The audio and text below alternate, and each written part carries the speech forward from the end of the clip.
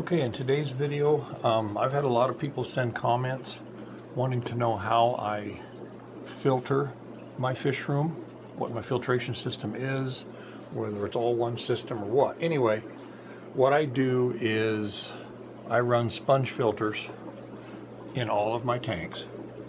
I think they're a wonderful thing. You do have to maintain them, make sure they don't plug up and stuff, but that's what I run them on. And what I'm doing is I'm running those from a linear piston pump.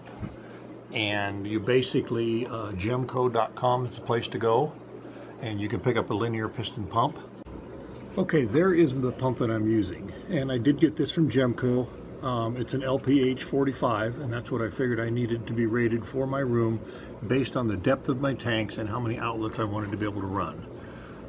Do not oversize too much, it's hard on the pump, but you definitely don't want to undersize. So it's kind of tricky figuring that part out, because a shallow tank, I don't care if it's 100 gallons, if it's only a foot deep, it's not going to take near as much air to run like, say, that 150 tall. It takes a lot of air pressure to run that. So it's a little tricky trying to figure that out, but that is how it works. They work wonderful, and you want this thing someplace where it's not closed into a small area because it needs to breathe. And so I have this area, it's actually a basement window. My home that I put on here, my new home, is longer than my basement. So you crawl through that hole, you're just in a space that goes nowhere. So it's perfect for me because that way there's air around it. It's not closed in a really small area, and I've had no problems at all. They will send you this little piece of hose with it when you buy it. And then what I did was I bought me an adapter so that I could adapt it to my 3/4 inch pipe. I then come up and tee. I wish I could put 245s there, but they don't make that type of thing. And then you go around the room, circle the entire room, or the portion of the room that you're planning on using, and you need to make a loop. This PVC cannot just come to one end and stop. The air needs to be able to keep moving and moving and moving because it's constantly pumping air. And so I ran it all the way around my ceiling. The way I attached it, since I put false ceilings in this, all I did was bend a little piece of wire with a pair of pliers, and that way I could hook them in anywhere I wanted, and then I used a zip tie. So another thing that's very important is I read on the Gemco site that it is not a good idea to put a 90 in because it's restrictive and it's hard for the air to flow. So what I did was I put 245s in with the piece of pipe in the middle, and that way I have a clean 45 degree coming around the corner instead of a real sharp 90. And then of course you drill these in. I'll show you how to do this in a while. These are the valves that control the air.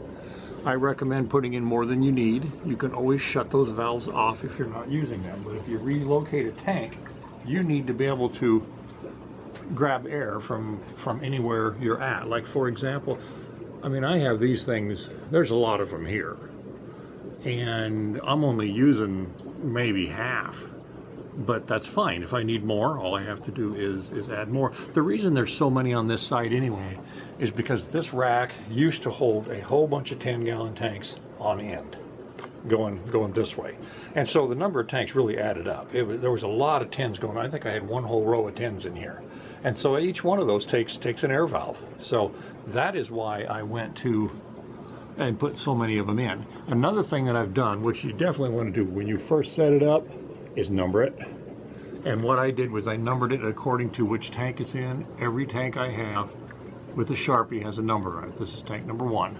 So then you can go up and you can number each one of these. Like say this one here says 2L, so that is tank number 2 on the left side of the tank, because I do have more than one sponge filter running in some of these tanks.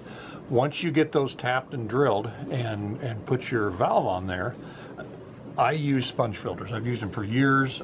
They're not maintenance free, especially if you have fairly hard water. You do need to make sure they continue to run. And I run them into each tank. And normally I have it a little, I buy a sponge filter that's rated for more gallons than what I'm putting it into, because I like to over filter. The other thing I do is most of my tanks, I have 2 of them in it. And the reason that I have 2 of them in it, I don't need to. I mean, there's enough bacteria in one to run the whole tank. But the reason I have 2 is because if I ever set up another tank and I need nitrifying bacteria instantly, I can steal one of these out of an aquarium and I can put it in the other one and I instantly have nitrifying bacteria. And even on my 20 longs, I have one on this end and one on this end. Those are not rated for a 20-gallon tank. They're bigger than that. But that's what I do, and I've never had a problem with nitrifying bacteria. It is nice. I used to run a hang on the back filter on all of my tanks. And when you have, 25 tanks in your room, something's going wrong with one of them all the time. It's a pain in the ass. And so you're constantly fighting with those hang on the back filters, trying to keep them all running. And I was able to get rid of every single hang on the back filter I have.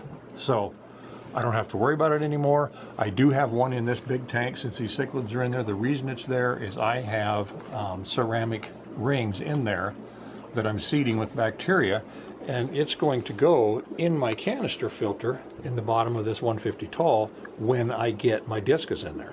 So I will have that bacteria. That's what that's for. So we'll go to the shop and I'll show you exactly how you do this, how you tap these in. You'll have to order valves, of course, and I ordered them the same time as I ordered the pump. And so you'll have to order a tap so you can tap some threads, and I ordered that same time too, drill bit, everything. So we will go over to the other room, we'll go in the shop, and I will show you how I put these valves in here and how I put this thing together. Okay, hopefully you can see this okay. When I ordered my pump, I also ordered the little tap and the drill bit that corresponds with the size of valves that I'm using, and you get it in this little case here. It's pretty neat. And inside of that you have a drill bit, the correct size for the size valves you ordered, so you drill a hole with that, and then you also have a tap where you can tap threads into it. The other thing I ordered was a bunch of these valves, and they have metal ones. They're great. I've had no problem with these. They're cheap, they work well, not a problem. So that is what I have there. So basically all you do in order to do this, now this piece of pipe is not the same size as what I'm using. This is smaller, but this is just an example. So what you're going to want to do, if you can see this, is you're going to want to measure where you want your valves to be. Where do you need air at? So I measured and I put a spot on the end of each one of these, and I measured all these out like so, and they have been drilled. Once they're drilled, make sure you're going straight. Then I actually put this in a drill when I do this, but these have already been done, and drill it really slow. It's got to be a variable speed drill, and screw this in nice and slow so that you can tap threads into it. Once you're in there, don't pull it out because you'll screw up the threads. So just back it back out like so.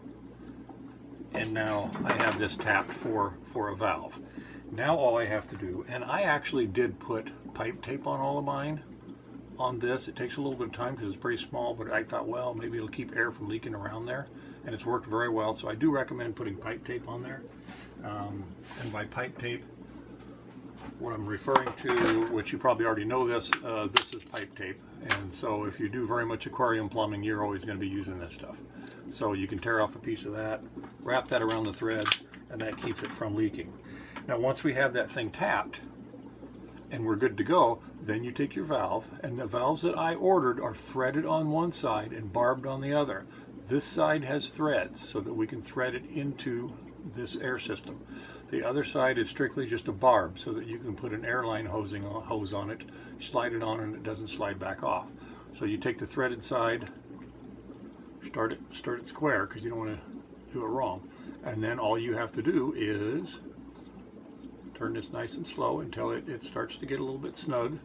Make sure it's facing the right way, and there you go. Now all I have to do, and this would actually be facing down like this, and this would be facing out, and then all I have to do is put an airline on here, and then I can turn it on and off and adjust my airflow through here.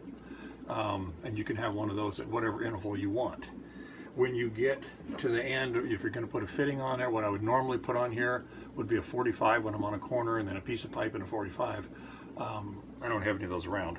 So basically what you're doing is all these do is slide on, and you get the PVC cement. You can buy it at any hardware store.